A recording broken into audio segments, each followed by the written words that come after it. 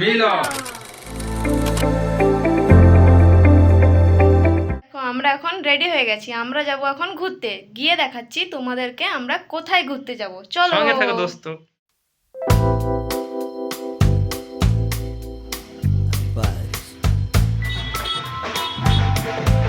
আমরা এখন চলে এসেছি রাঁচির মোরাবাদি নাইট পার্কে।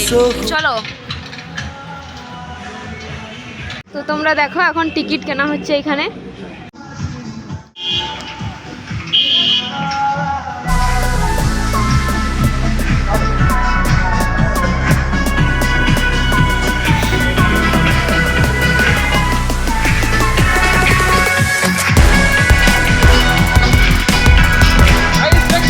কত মজা হচ্ছে আমাদের নাইট পার্ক। রাঁচিতে নাইট পার্ক এসেছি, চারদিকে শুধু ওয়াও আর ওয়াও।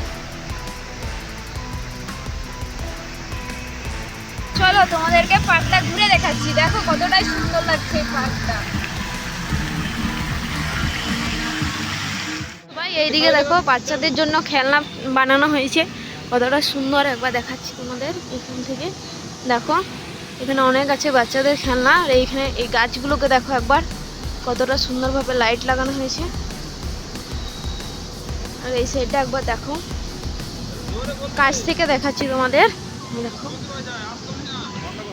এখানে একটা কফি শপ আছে, ব্যাপক সুন্দর দেখতে। এই দেখো এইদিকে এদিকে একটা আছে কফি শপ, আর সামনেটা দেখো লাইটগুলো জাস্ট ওই সাইডে একটা চাল টাইপের করানো আছে।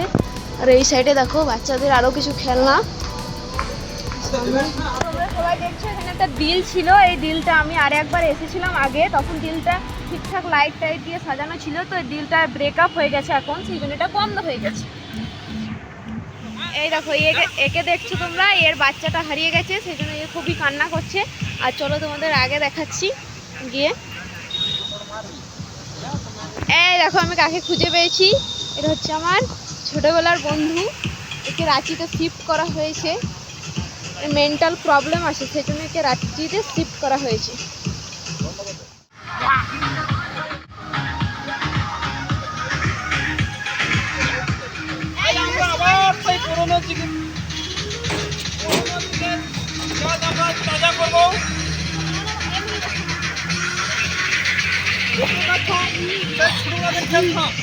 কিন্তু আমার খুব ভয় লাগছে অনেকদিন পরে।